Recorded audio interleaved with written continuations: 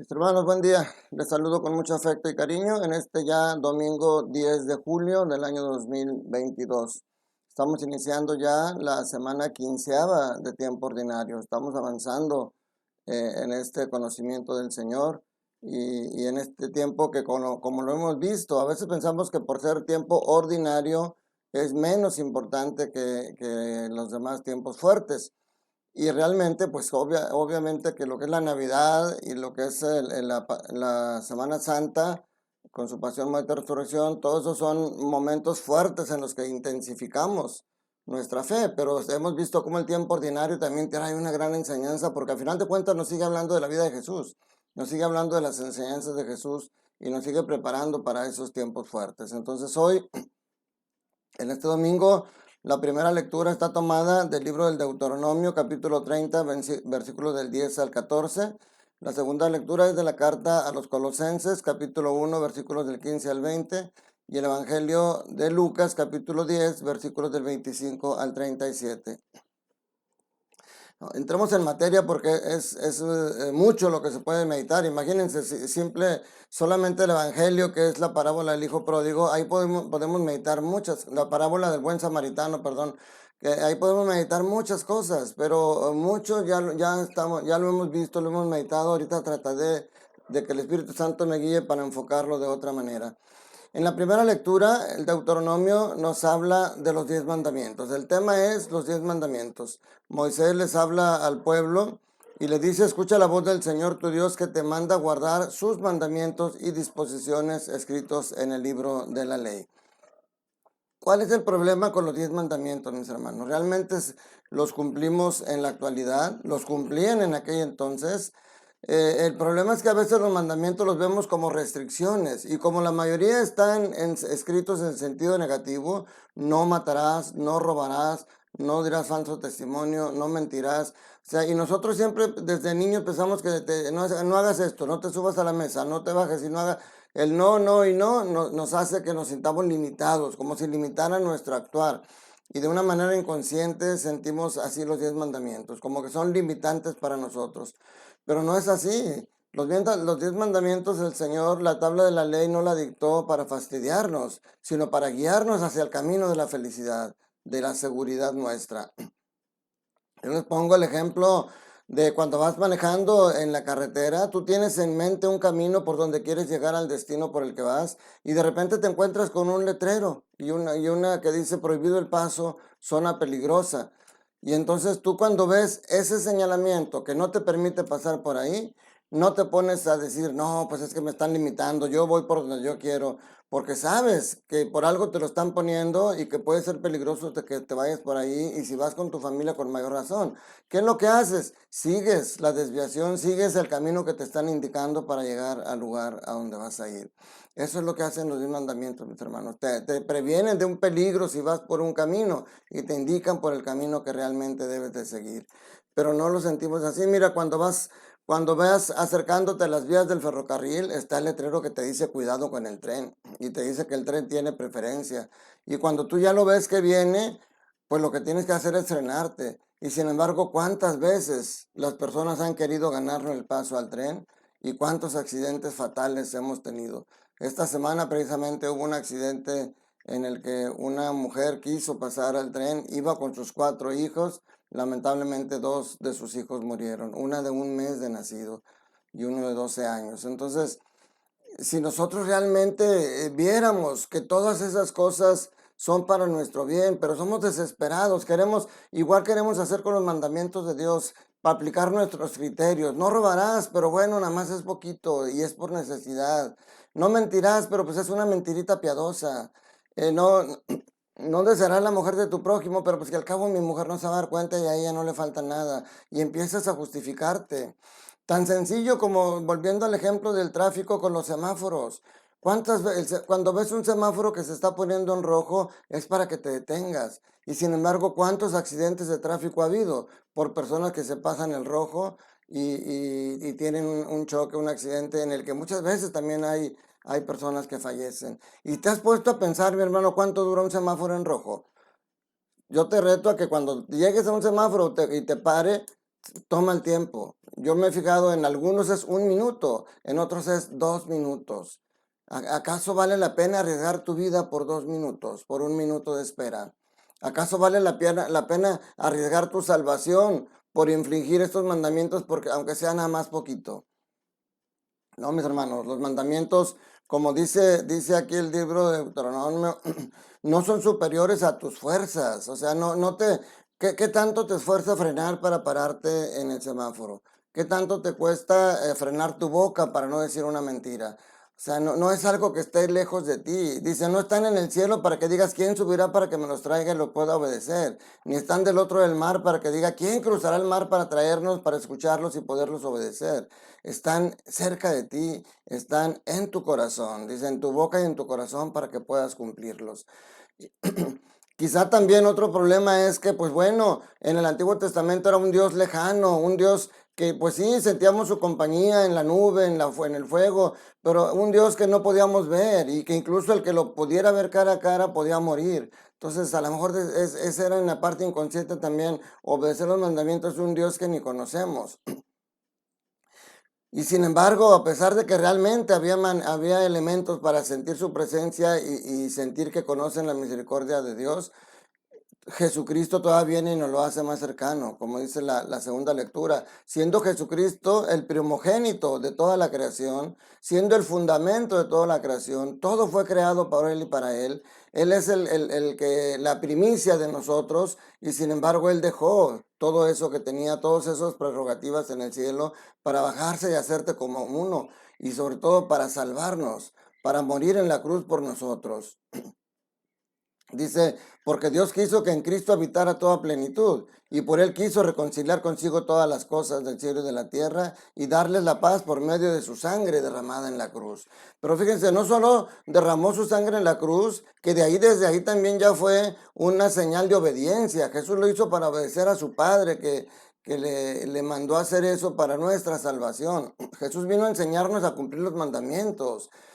Dice, pasará en los cielos y la tierra, pero no pasará la ley, la palabra de Dios. Claro, le criticaban a él que él no cumplía la ley de Moisés. Lo que pasa es que Jesús nos enseñó a cumplir, incluso a llevar a la plenitud los mandamientos esenciales, los verdaderos. Jesús no era de lavarse las manos hasta los codos para poder comer. No era ayunar 2 veces por semana, nada más por ayunar. No era no juntarse con la gente mala. O sea, no, Jesús vino a enseñarnos y a llevar a la plenitud los mandamientos verdaderos. Incluso por eso en el Evangelio, en esta parábola del Hijo Pródigo, nos lleva a esa plenitud de cumplimiento de los mandamientos en el amor y en la misericordia. Porque tanto el sacerdote como el levita que pasaron por ahí, pues realmente lo que hicieron fue cumplir la ley. Ellos no podían tocar un cuerpo contaminado con sangre, y mucho menos si ya estaba muerto, como parecía, porque al tocar un muerto quedaban impuros y ellos iban a cumplir en el templo. Pero sin embargo, el samaritano, que era el que menos pensaban, él es el que se detiene. O sea, él es el que se detiene y ayuda. Entonces, Jesucristo nos ha dicho, vengo a darle plenitud porque los cumplimientos deben ser como prerrogativa la misericordia. Pero miren, este evangelio está compuesto en 2 partes. La primera parte vienen 2 preguntas importantes que tenemos que analizar. Y sobre todo, fíjense, ¿quién es el que le hace la pregunta a Jesús? Es un doctor de la ley. O sea, por supuesto que él conocía la respuesta de su pregunta, pero como dice aquí, quería poner a prueba a Jesús y le dice, maestro, ¿qué debo hacer para conseguir la vida eterna? Jesús le contesta con otra pregunta, ¿qué es lo que está escrito en la ley? ¿Qué lees en ella? Y es importante la respuesta, porque como les digo, él la conocía. Amarás a Dios con todo tu corazón, con toda alma, con todas tus fuerzas y con todo tu ser, y a tu prójimo como a ti mismo. Ahí está la clave. Los cumplimientos de los mandamientos se centran en estos dos, como Jesús lo dijo. Pero, pero quizá hoy en día esta pregunta realmente la deberíamos de interpretar de diferente manera. Le dice el doctor de la ley, ¿qué debo hacer para conseguir la vida eterna? La vida eterna no es un premio que se consiga por acciones nuestras. La vida eterna es un don que ya la ganó Jesús por nosotros en la cruz. Entonces la verdadera pregunta es, maestros, hoy le deberíamos decir nosotros a Jesús, Señor, ¿qué tengo que hacer para no perder esa vida eterna que tú has ganado por mí?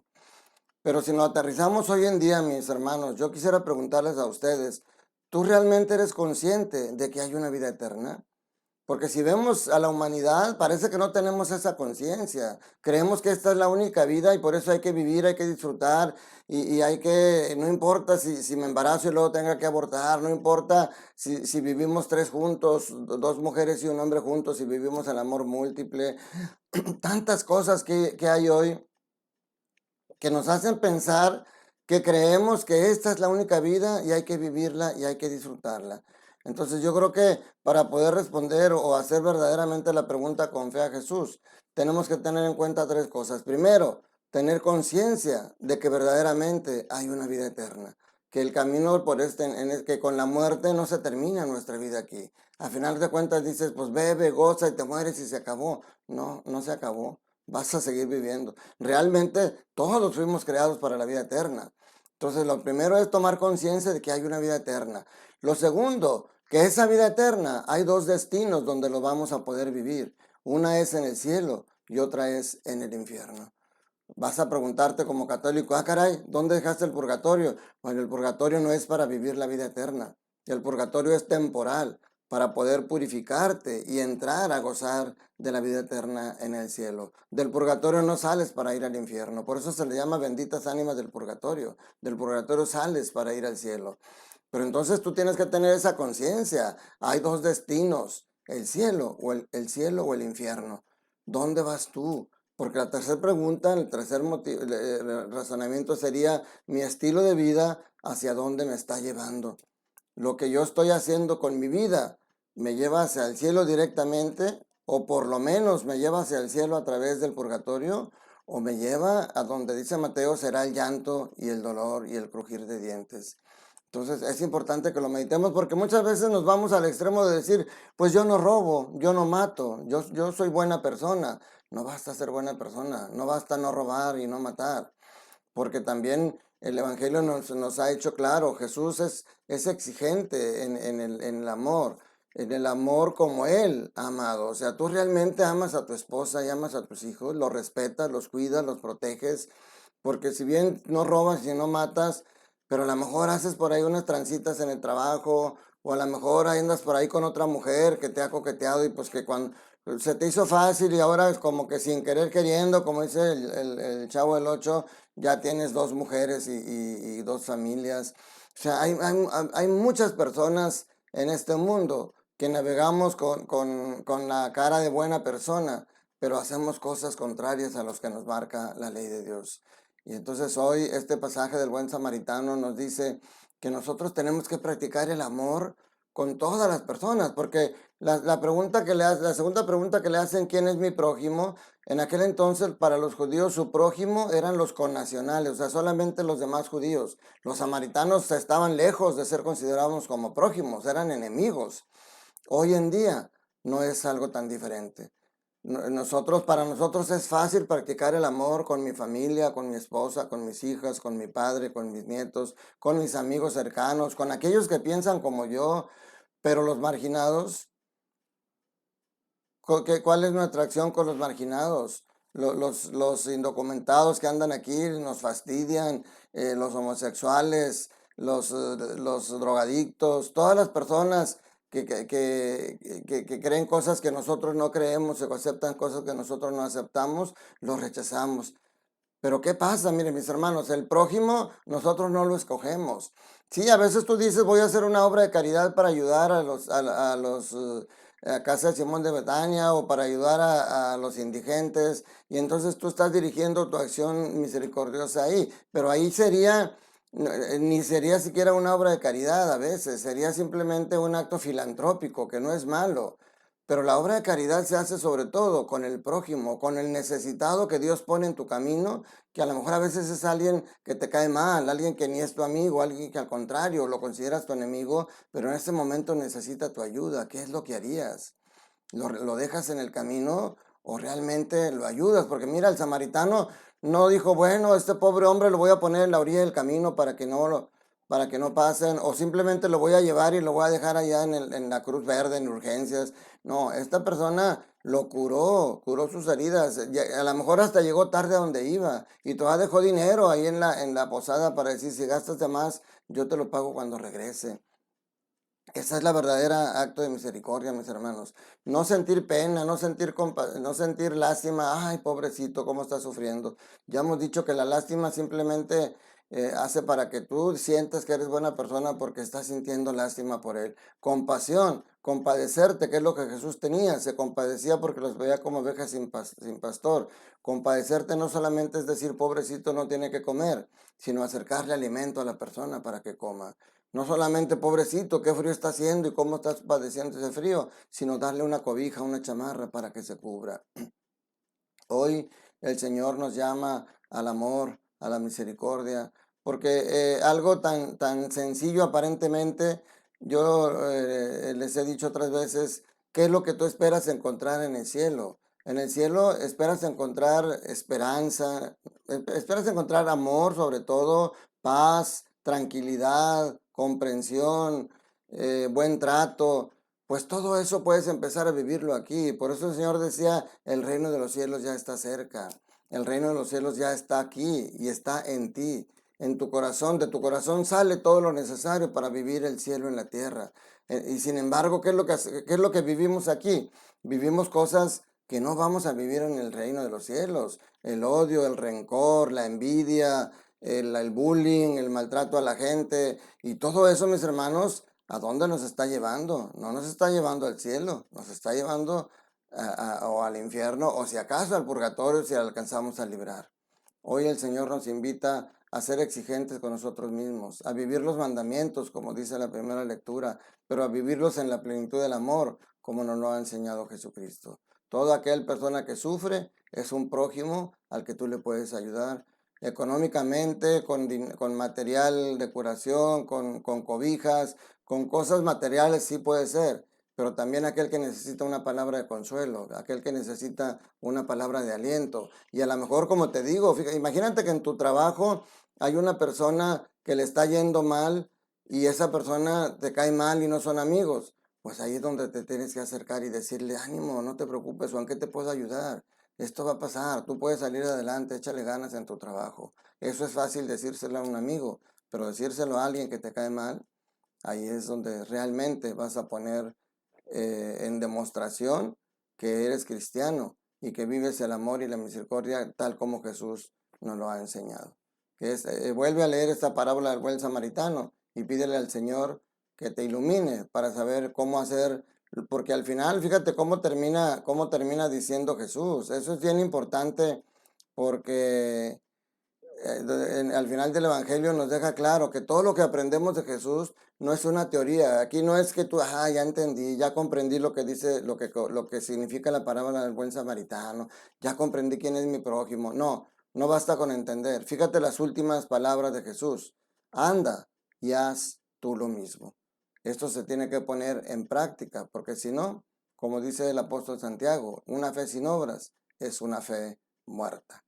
Que la bendición de Dios Todopoderoso, Padre, Hijo y Espíritu Santo, descienda sobre ustedes, sus familias, trabajos, escuelas y permanezca para siempre. Te mando un fuerte abrazo, cuídate mucho. Te deseo todo bien en el Señor.